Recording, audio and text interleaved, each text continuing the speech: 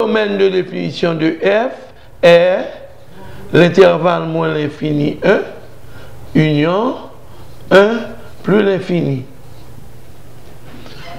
Ce qui laisse prévoir que la coupe de cette fonction aura deux branches.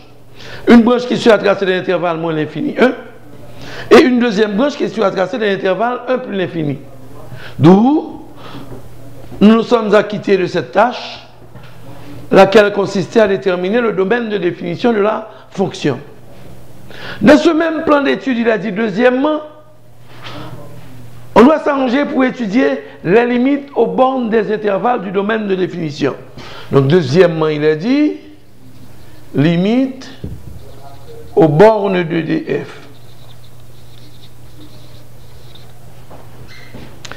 Limite de f quand x tend vers infini, c'est la limite du rapport, la limite quand x tend vers infini, du rapport de x carré sur x.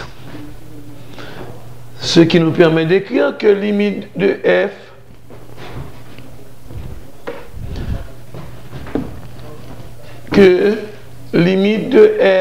quand x tend vers l'infini, c'est la limite quand x tend vers l'infini de x que l'on a pu obtenir lorsque x différent de 0 en simplifiant. Dans l'élément infini, on va se trouver en présence dans un premier temps de moins l'infini, puis de plus l'infini. Donc ceci va nous permettre d'écrire que la limite de f quand x tend vers moins l'infini, c'est moins l'infini. La limite de f quand x tend vers plus l'infini, c'est plus l'infini. Ces résultats nous permettent de conclure que la courbe de la fonction aura une asymptote non parallèle aux axes d'équation y égale à x plus b. Il y a possibilité d'une asymptote non parallèle aux axes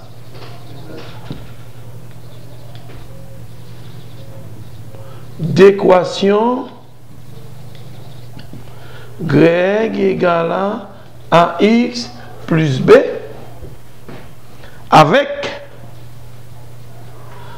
a égale limite de f de x sur x lorsque x tend vers infini et b égale limite de f de x moins ax toujours lorsque x tend vers infini. Ce que nous pouvons résumer de la façon suivante: la droite y égale à x plus e est asymptote à la courbe C de la fonction f. Dans la limite 1 moins l'infini et plus l'infini, une fois étudiée, il nous reste à étudier la limite lorsque x tend vers 1. Limite de f quand x tend vers 1, c'est égal à 1 au carré sur 1 moins 1. Ça va nous donner 1 sur 0. Vous remarquerez que dans nos intervalles, il n'y a pas 1. Ce 1 qui est là, c'est 1 pour valeur inférieure qui est noté 1 moins. Celui-là, c'est 1 pour valeur supérieure qui est noté 1 plus. D'où limite de f quand x tend vers 1 moins, c'est égal à 1 sur 0. Le moins traduit qu'on est à gauche de 1 sur le tableau. À gauche de 1, le signe c'est moins. Ça nous fait limite de f quand x tend vers 1 moins, c'est égal à moins l'infini. Le travail, une fois effectué à gauche, on sera à droite. À droite, c'est limite de f quand x tend vers 1 plus, toujours égal à 1 sur 0. Le plus traduit qu'on est à droite de 1 sur le tableau. À droite de 1, le signe c'est plus. Ça fait limite de f quand x tend vers 1 plus, c'est égal à plus l'infini. Étant donné que toute branche infinie c'est une asymptote, eh bien la conclusion elle est immédiate. Par conséquent, la droite x égale à 1 est asymptote verticale. D'où nous venons de boucler la deuxième étape, laquelle consistait à étudier la limite aux bornes des intervalles du domaine de définition. La troisième étape dans le plan d'étude, troisièmement, il est dit il faut étudier les variations.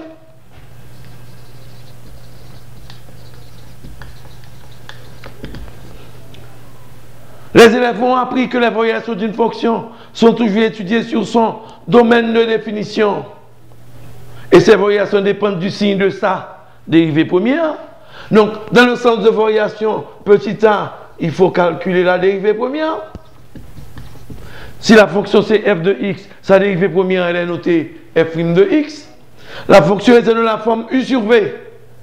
Pour calculer sa dérivée première, on utilisera la relation f' de x égale à u' multiplié par v moins v' multiplié par u sur v carré. U le numérateur égale à x carré, ça veut dire que u' égale à 2x. V le dénom égale à x moins 1 pour nous donner v' égale à 1. La fonction étant de la forme u sur v, sa dérivée c'est f' de x égale à u'v moins v' sur v carré. Ça fait f' de x égale u' 2x par v x moins 1 moins v' 1 par u x carré, le tout sur x moins 1 au carré. Ça nous fait 2x carré moins 2x moins x carré sur x moins 1 au carré. Enfin, f' de x égale 2x carré moins x carré, ça donne x carré moins 2x sur x moins 1 au carré. Petit a, calcul de f' de x. Petit b, il faut étudier le signe de f' de x. Numérateur égale à x carré moins 2x égale 0. Ça fait x facteur de x moins 2 égale 0. Le produit étant nul, le au moins des facteurs est égal à 0 pour x égale à 0 dans un premier temps. Puis x moins 2 égale à 0 qui va nous donner x égale à 2. Mais il est question d'étudier le signe. Le signe du quotient va dépendre à la fois du signe de son numérateur et de celui de son dénominateur. D'où nous allons maintenant travailler avec le déno pour pouvoir étudier le signe de cette dérivée première. Dénominateur égal à x moins 1 au carré. X appartenant au domaine de définition qui est moins l'infini 1 union 1 plus l'infini.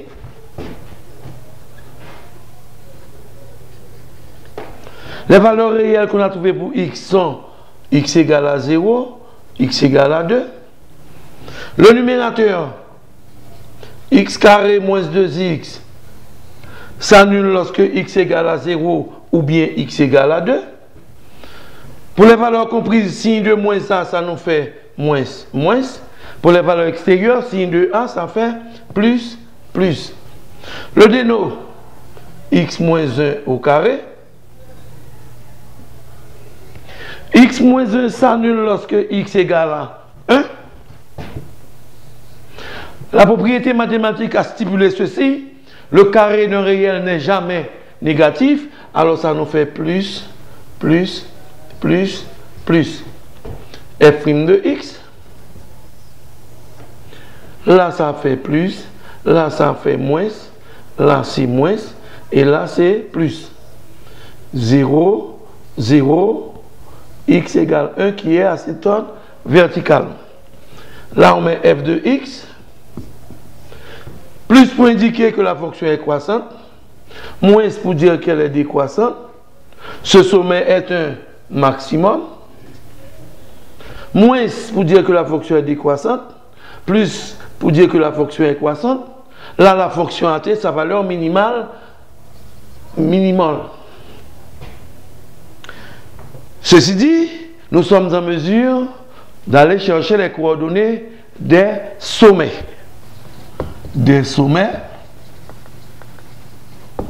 Le premier sommet, son abscisse c'est 0. X égale 0, ça fait f de 0 égale la fonction, c'est x carré sur x moins 1, 0 au carré sur 0 moins 1.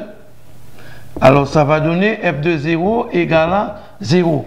Le premier sommet S1 est de coordonnées 0, 0. Deuxième sommet, x égale à 2, ça fait f de 2 égale 2 au carré sur 2 moins 1. Ça fait f de 2 égale à 4. Le deuxième sommet, c'est S2 de coordonnées 2, 4.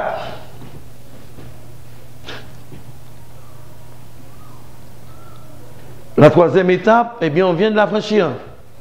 Elle consistait à étudier les variations. Les variations de la fonction sont étudiées.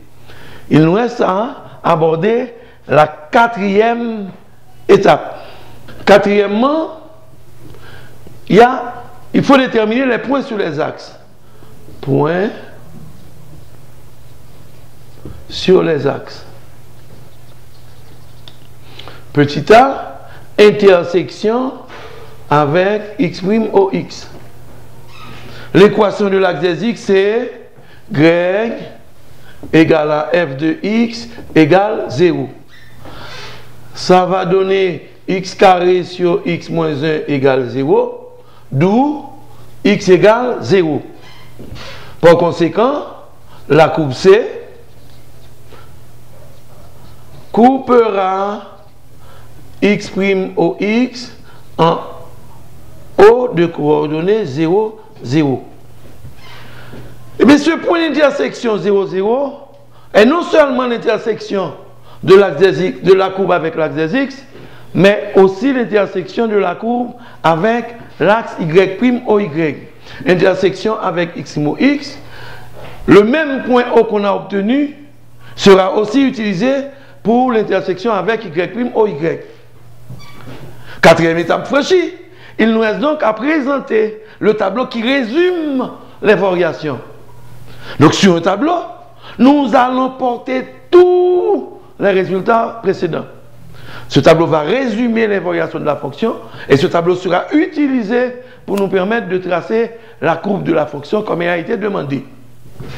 Tableau et enfin pour la cinquième étape.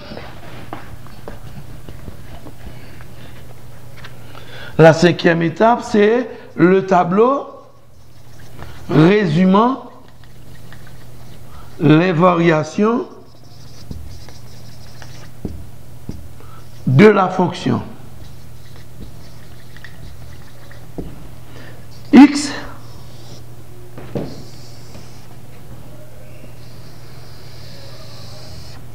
appartenant au domaine de définition qui était moins l'infini 1 union 1 plus l'infini. Allons chercher les valeurs de x. Les valeurs de x sont 0, 2 et le 1 qu'on avait trouvé. Ça nous fait 0, 1 et puis 2. Le tableau de la dérivée sera reporté. F' de x qui s'annule lorsque x égale à 0 ou bien x égale à 2. Entre ces deux valeurs, le signe qu'on a, c'est moins. À l'extérieur, c'est plus. Là, on met f de x.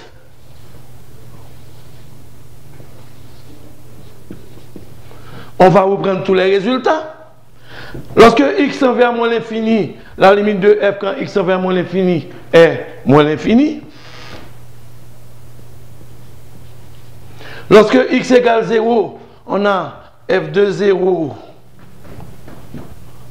F de 0 qui est égal à 0.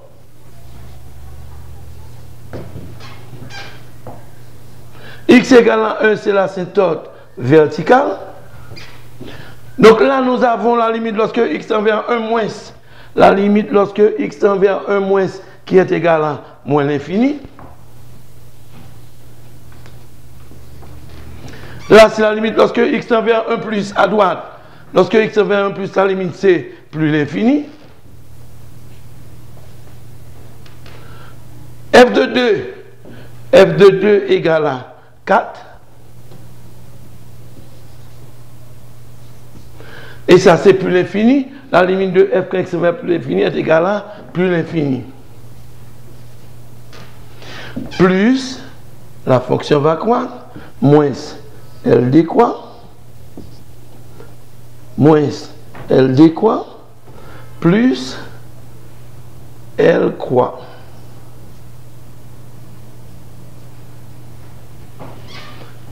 C'est l'essentiel pour le tracé de la courbe de la fonction. Donc, toutes les variations de la fonction sont résumées sur ce tableau. Et c'est le tableau qui sera utilisé pour nous permettre d'atteindre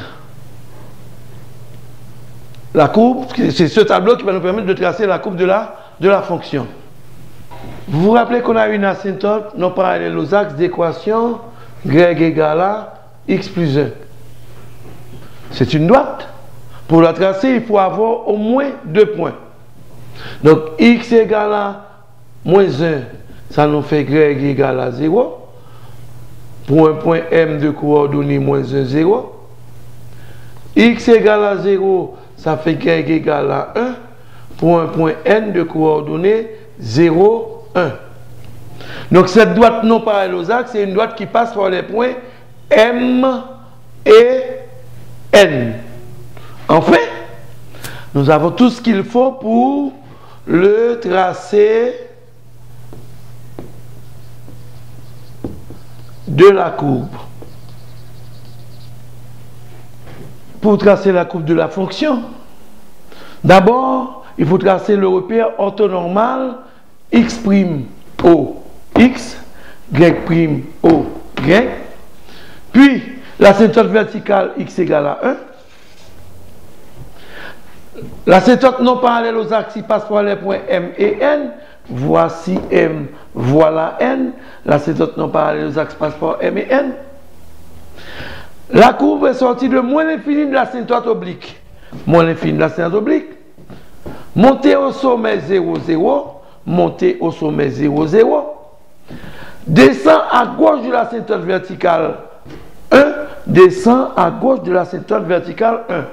Je reprends. Moins l'infini de l'asymptote oblique. Monte au sommet 0, 0. Descend à gauche de l'asymptote verticale 1. Descend à gauche de l'asymptote verticale 1. C'est la première branche qu'on a tracée dans l'intervalle moins l'infini 1. La deuxième branche est sortie de plus l'infini à droite de l'asymptote verticale 1. Plus l'infini à droite de l'asymptote verticale 1. Descend au sommet de 4. 2, 4. Voici le sommet. Pour monter au-dessus de l'asymptote oblique. Pour monter au-dessus de l'asymptote oblique. Donc, voici l'hyperbole qui est la représentation graphique de la fonction f de x égale à x carré sur x moins 1. Je vous remercie d'avoir suivi avec moi cette présentation sur l'étude des variations et du tracé de la courbe d'une fonction. Et dorénavant, je souhaite à ces élèves de Réto qui m'ont suivi du succès dans toute l'acception du terme étymologique. Merci.